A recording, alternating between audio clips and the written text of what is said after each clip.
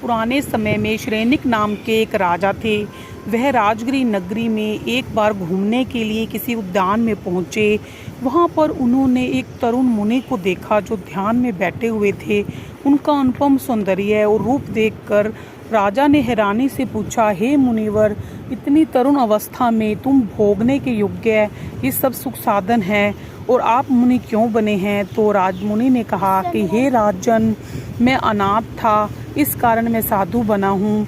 और राजा को यह सुनकर और आश्चर्य हो गया कि अगर तुम अनाथ हो तो आपका इतना सुंदर रूप देखकर और सुंदर शरीर की सुडौलता देखकर ऐसा मालूम नहीं होता कि आप अनाथ हो।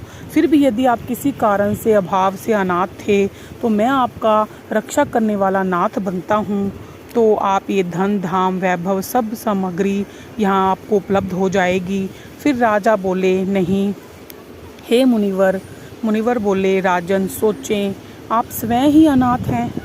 मुनिवर बोले राजा को कि आप स्वयं ही अनाथ हैं, फिर दूसरों के नाथ कैसे बन सकते हैं? राजा ने कहा, हे मुनि, आपने मुझे अनाथ कैसे बोल दिया? मैं तो अपार संपत्ति का स्वामी हूँ। मेरे आश्रित राजा सारा परिवार है, नौकर हैं, चाकर हैं, हाथी घोड़े रथ हैं और सब सुख भोग के साधन मेरे पास हैं। फिर मैं अनाथ कैसे हुआ? तो मुनि ने कहा, हे राजन, आप अनाथ और सनाथ के रहस्य को नहीं समझ पा रहे हैं। केवल धन संपत्ति होने से ही कोई अनाथ या सनाथ नहीं होता। आप जब सब कुछ समझ लेंगे तो आपको स्वयं ही सब कुछ ज्ञात हो जाएगा। और मैं अपने आप बीती, मेरे ऊपर बीती एक कथा आपको सुनाता हूँ, उसे आपको सब कुछ समझ आ जाएगा। तो मुनि ने सुनाना शुरू किया कि मेरे पिता धन संचय नामक कौशंबी के धनंजय शिरोमणि थे। मेरा कुल भी संपन्न था। मेरा विवाह भी उच्च कुल में हुआ था। और जवानी में एक बार मेरे नेत्रों में असह्य पीड़ा उत्पन्न हो गई थी और मेरे पिताजी ने पानी की तरह पैसा बहाकर भी मेरी कोई भी चिकित्सा नहीं करवा पाए। पानी की तरह पैसा बहाया और सभी वेदों को मंत्र तंत्र सब बुलाए, परंतु सब प्रयत्न व्यर्थ रहे। मेरी माता भी, सगी बहनें भी, भाई सब मिलकर भी मेरे रोग को मिटा नहीं सके। किसी भी तरह से मेरी पत्नी भी दिन रात मेरी सेवा करती, पर वह भी मुझे स्वस्थ नहीं कर सकी।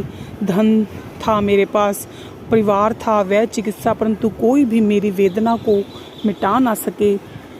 एक दिन रोग शैया पर जब मैं पड़ा हुआ था, लेटा हुआ था, तो मेरे मन में विचार आया कि ये मुझे परिवार वैद सब मेरी शरण जो है ये मिथ्या है, मतलब झूठी है। मैं इनको छोड़े बिना, मुझे इन आश्रयों का भरोसा छोड़े बिना शांति नहीं मिल सकती। तो अगर मैं इस पीड़ा से मुक्त हो जाऊं, मेरे जो नेत्र में ऐसा है पीड़ा हो रही थी, उसे कोई भी मेरे को छुटकारा नहीं दिला पा रहा था। तो मैंने सोचा कि अगर मैं इस पीड़ा से मुक्त हो जाऊं तो मैं श्रमण दीक्षा अंगीकार करूंगा। और जैसे ही मैंने ये सोचा, सुबह होते ही मेरी सारी पीड़ा मुक्त हो गई और मैं निर्गंथ मुनि का जो संकल्प था वो मैंने सबको बताया और सूर्य उदय होते होते मैं पूर्णतः स्वस्थ हो गया। और मैं अपने परिजनों से अपना संकल्प दोहराकर उनसे आज्ञा लेकर मुनि बन गया। आज मैं स्वयं ही अपना नाथ बन गया हूँ, क्योंकि मेरी इंद्रियां, मन और आत्मा सब पर मेरा अनुशासन है। जिनका अपनी मन पर, इंद्रियों पर और सारी आत्मा पर अपना अनुशासन होता है, वह ही खुद का नाथ होता है। और इस तरीके से मैं अब त्रस्त स्थावर समस्त जो प्राणी हैं सबका नाथ बन गया हूँ। मुनि की अनुभवपूर्ण वाणी सुनकर राजा अत्यंत संतुष्ट हुए और अब उन्हें सनात अनाथ का रहस्य समझ आ गया था और अब उन्होंने खुद स्वीकार किया कि हाँ, मैं अनाथ हूँ।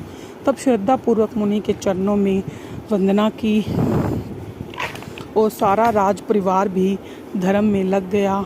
राजा ने अपने मुनि से अपने अपराध की क्षमा मांगी और उनकी वंदना स्तुति करते हुए चले गए।